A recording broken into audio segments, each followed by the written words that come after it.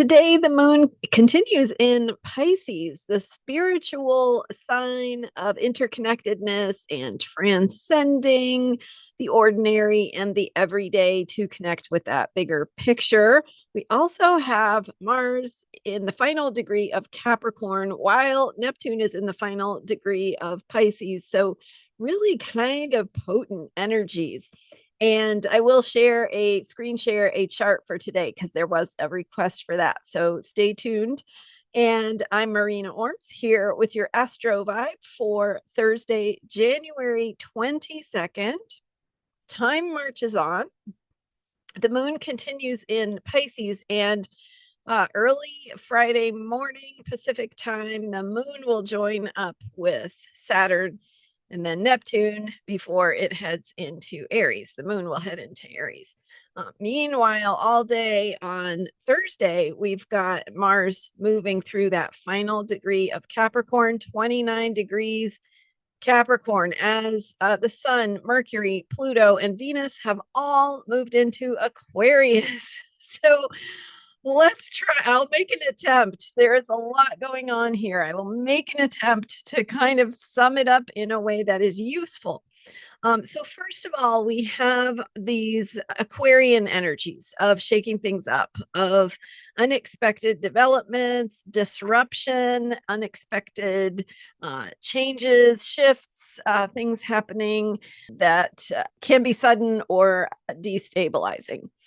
From this perspective of what is unfolding for us in the collective, what the energies of the day are, so that we can work with those energies as they show up. So anyway, sun is shiny. It is expression. It is how we move and show up in the world, the movement of ego energy, but also authenticity and self-expression.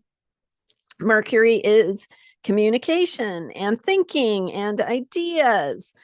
Pluto is depth and truth and power. Where is power? So themes of power showing up in unexpected places. All of these are in the unexpected development sign of Aquarius.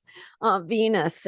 Venus is beauty, love. So again, unexpected developments in the area of beauty, love, romance, but values also, and what we value. So shakeups in how we connect with beauty, where we find it in the world, where beauty shows up, how we are in relationship to the things we want, our desires, shakeups in that area as well. So a lot of, and with Mercury in Aquarius, even just Mercury in Aquarius all by itself is about thinking in these higher levels. So getting outside of ordinary thinking to think to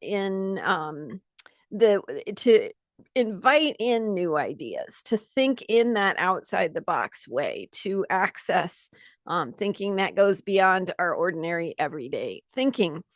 It's conjunct Pluto. so that Mercury conjunction to Pluto could play out as shakeups in truth, shakeups in how power is articulated, right? The language, the communication, how power is communicated, and both from the side of who has the power and looking to the powers that be, and also our own power and the path of empowerment. And also self-expression and authenticity with the sun in Aquarius. So really thinking about being who you really are, right? And living according to your truth. So these are all themes. Now, additionally, we have Mars. Mars is the planet of action. It's how we get what we want. It's where we need to take action to make something happen or to affect change.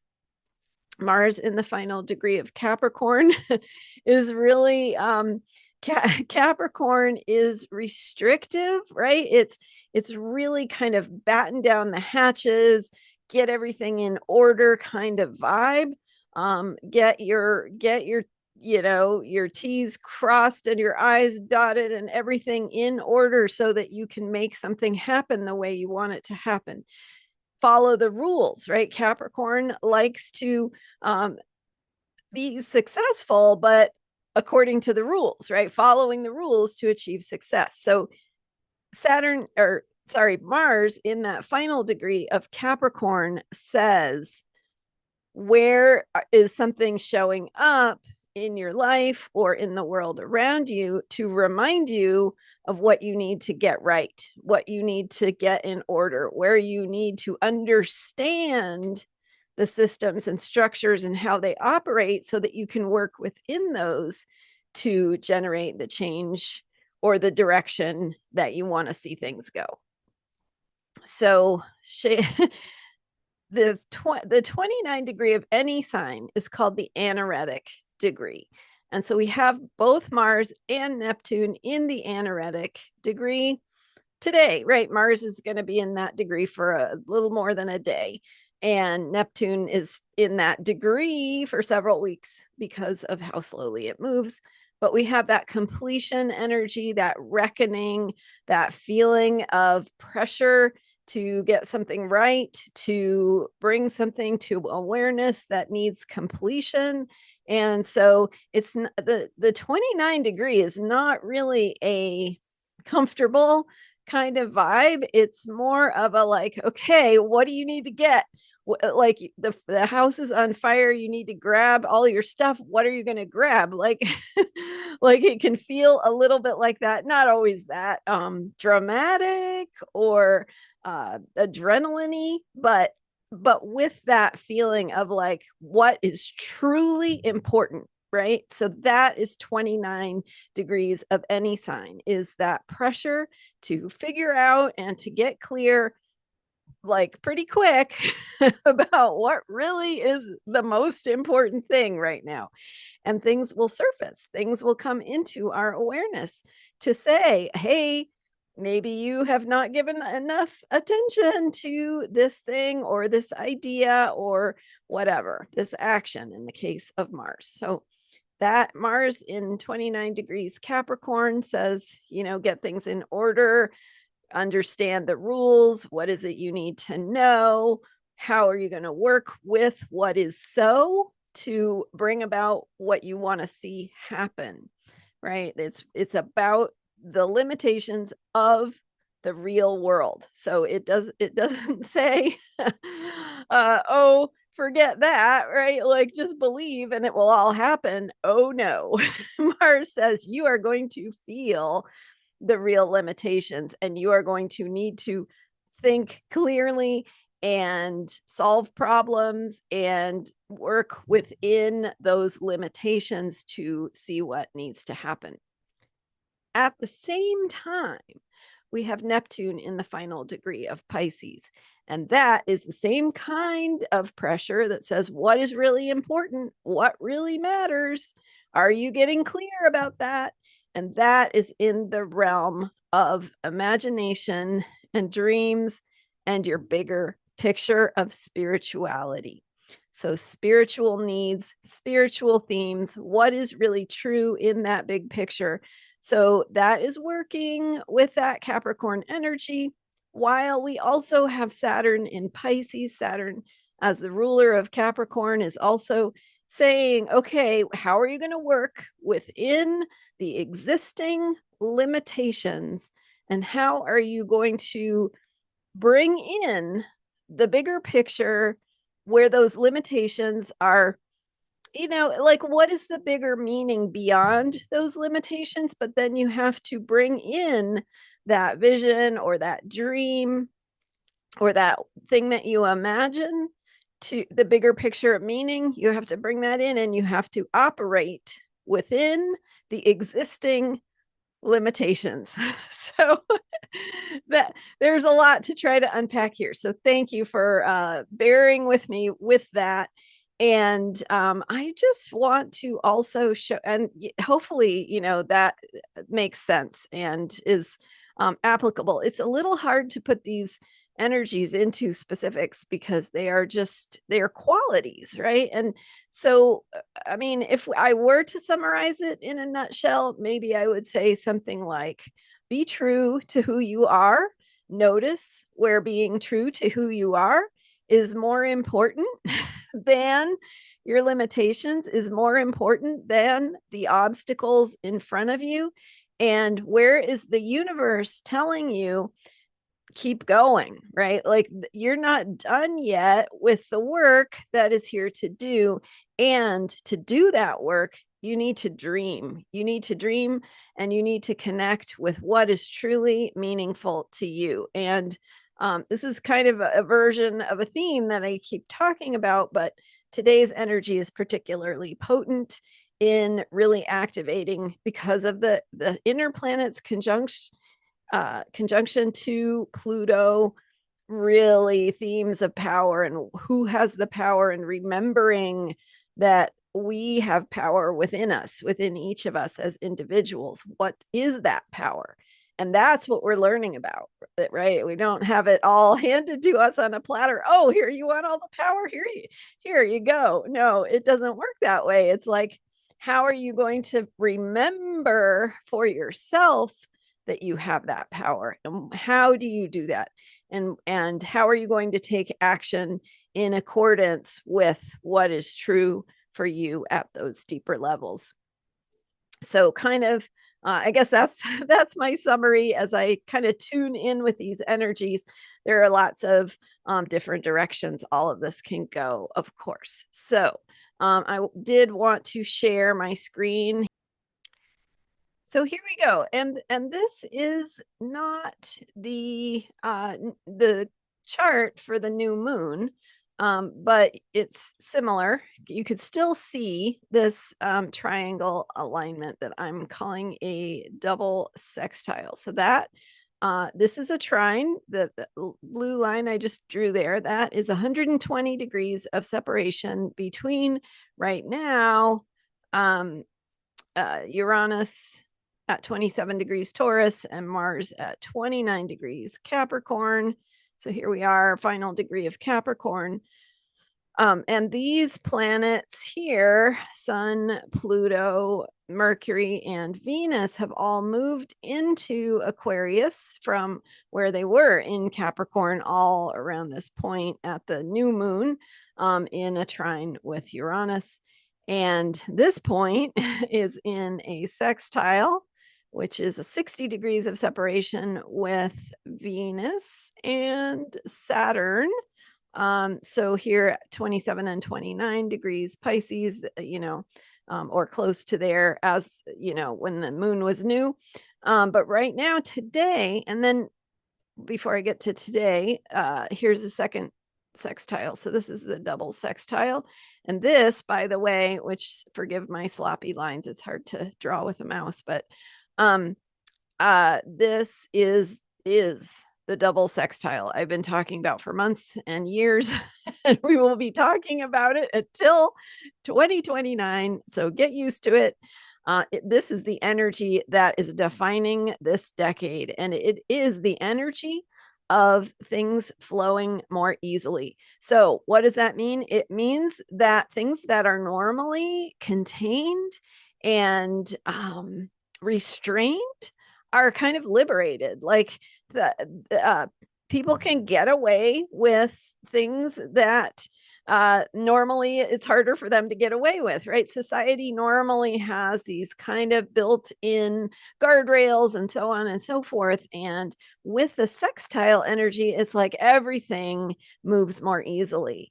And that can be negative intentions, negative desires and actions, and moving ways of moving in the world, as well as positive ones.